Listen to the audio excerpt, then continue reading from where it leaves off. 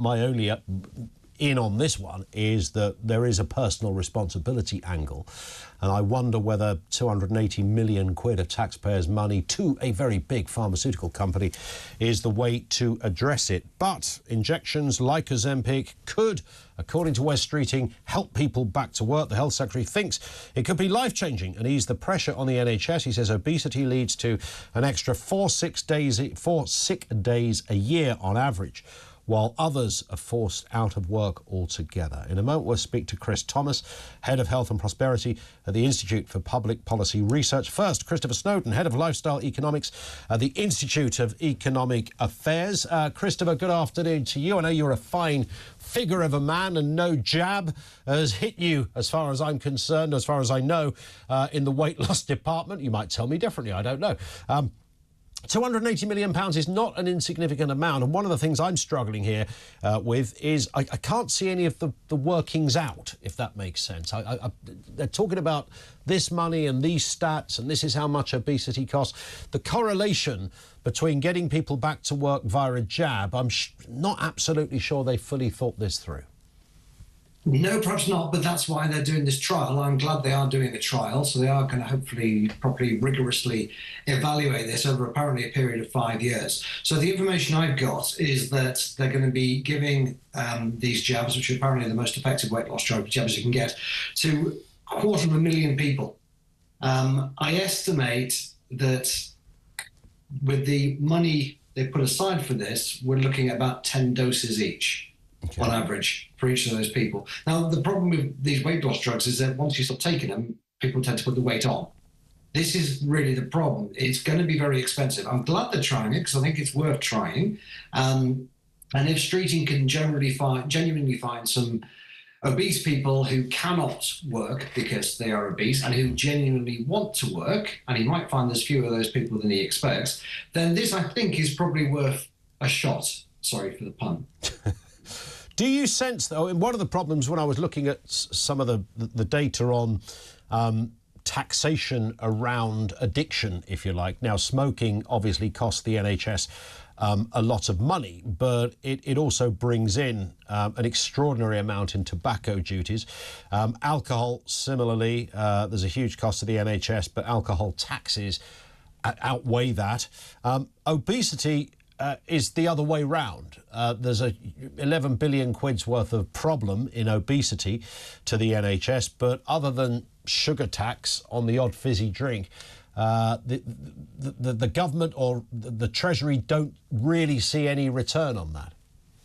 Yeah, and it's very difficult to find something to tax to try and claw back that money. The £11 billion, by the way, is a huge exaggeration. And actually, that's going to be one of the interesting things now the government starts spending all this money on weight loss drugs, is that the claims made, the huge, multi-billion-pound claims about how much obesity costs society, costs the economy, costs the NHS, all of which are inflated by campaigners, they will now collide with the very real out-of-pocket expenditure of the NHS on these drugs. And I suspect that the government will work out that, except in maybe some edge cases of people who are morbidly obese and would love to go back to work, that actually the drugs at this point in time, before they come off patent in the next decade, they're probably not cost effective, but let's see.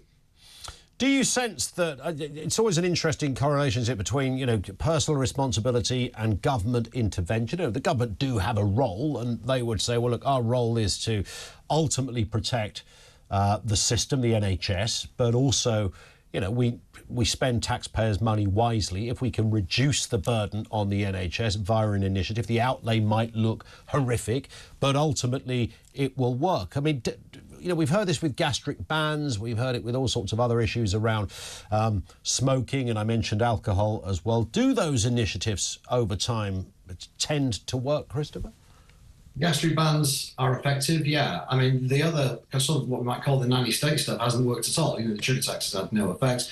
Advertising has had no effect. There hasn't been any sort of public health policy, in quote marks, used anywhere in the world that's got obesity down. The only place I know of where obesity has come down a little bit in recent years is actually the USA, which seems to be because of semaglutide and these other drugs. So look, let's celebrate the fact that we have an anti-obesity tool here that actually works for once. All the nanny stuff has failed and it's going to continue failing. This does work. It really just comes down to a cost-benefit analysis. Indeed. Christopher, thank you. Christopher Snowdon, Head of Lifestyle at the IEA. This comes in from Tim, who says, Collins, stop talking dribble. There is proof that exercise won't cause you to lose weight if you are still eating processed food. Well, yeah, we know that. That's precisely why I said you have to have a diet along with the exercise. Of course you do. It hardly needs reinstating that point. Exercise on its own, of course it will help and you will feel better. But if you're going to be eating junk along the way, I think any fool knows that in itself would not. You can't just walk for 30 minutes and then have a KFC at the end of it and go, why have I not lost weight? But thank you, Tim, anyway, for the contribution. Let's Chris Thomas is Head of Health and Prosperity at the IPPR, the Institute for Public Policy Research. Good afternoon to you, Chris, again. Fine figure of a man, I can say. You look jab-free in this department. But is this idea likely, do you think? I mean, I see where Wes Streeting wants to go with this, but ultimately, he just referenced there at the end, advertising bans don't seem to work. All sugar taxes don't seem to work. Why would this be any different? So I think we've got a good germ of an idea here. The context for the announcement today is that the UK at the moment has 2.8 million people out of work because of sickness. So that's a record. It's the highest since records began. The reason that obesity is implicated in that is for two reasons. The first is that obesity itself, we think, causes some economic inactivity, but much more importantly, it causes some of the biggest health conditions that drive people out of work. So cancer, diabetes, heart disease. I think what we'd like to see from this, and what the evidence suggests we will see, is actually the rates of those diseases going down. And then at the end of the process, more people in work than would otherwise have been expected. That's good for growth. That's good for business. That's good for the UK as a whole.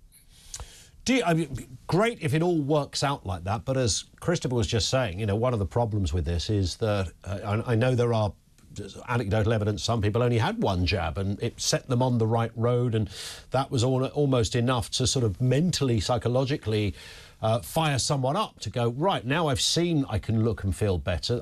Now I can sort of get on board with this personal responsibility thing, but I just needed that extra kick. So there will be people that it works brilliantly for, but it's an artificial way of losing weight, right, ultimately. So for many people, as soon as the jab runs out, the pounds go back on. So what we see from the evidence that we have so far is that we see, on average, some pretty significant weight loss. And then when the jabs stop, we see some of that weight, but not all of that weight come back on. So we still see, after the jabs have finished, actually some continued sustained weight loss, which is pretty remarkable, because with incentive schemes like step count payments, as we see in East Asian countries, or yo-yo dieting that we're all familiar with, actually the weight goes back entirely. So this does seem to create some permanent weight loss. But I think you're right that we can't see this as a silver bullet. It's not going to end the obesity crisis we have entirely, and nor should we want it to, because it's quite an expensive way to solve the obesity crisis. So I think the government has to think about other things. I would disagree with your previous guests that some of the government interventions on advertising and soft drink taxes that we've seen both in the UK and around the world don't work. In fact, the evidence is that they do work. If we combine that with some access to medication for those that would benefit most, then I think we have the starts of a strategy. What do you make of, just a final point, Chris, more general view on this? We live in a world where we've never had greater access to bad food. You just get an app on your phone and a fella delivers it on a bike half an hour later. I mean, it's great convenience, and who doesn't like a pizza delivered to your front door? However, we've also never lived in a time where we've had never had more information about being fit, about lifestyles, about issues, about obesity. We talk about it incessantly, whether it's online, whether it's various apps for it, whether it's the explosion of gyms, people on TV, daytime shows telling you how to look good, etc. That's a strange juxtaposition, isn't it? That at the same time that we have this almost biblical body of evidence about being fit and healthy, we simultaneously have an obesity crisis like we've never had before. Yeah, it's a really interesting juxtaposition. And what I think it speaks to is that over the last 30, 40 years, what we've allowed to happen is an explosion of the ways in which essentially the food industry can influence what food we want. As you say, I can't go 10 minutes basically without an app telling me that there's a deal on a takeaway. And the prevalence of this stuff, the invasiveness of this stuff is really high. And what we've tried to do as an antidote to that is just throw information at people. The whole policy domain for the last 30 years has been about personal responsibility. Now, of course, there's some space for that, but frankly, the evidence is it hasn't worked. We have rising obesity levels, and it's really harming both the NHS and the economy. So I think that's where the justification for government intervention comes, because simply throwing actually quite confusing, often complicated, sometimes contradictory information at people hasn't been enough to address this problem. We need to look at other actors, look at the industry that creates some of these products, and take a more comprehensive set of actions. All right, Chris, thank you for your time. Really appreciate that. Chris Thomas, he's Head of Health and Prosperity at the IPPR, the Institute for Public Policy Research. I'm fascinated by the personal responsibility thing, because we all fail the test, don't we, in different ways.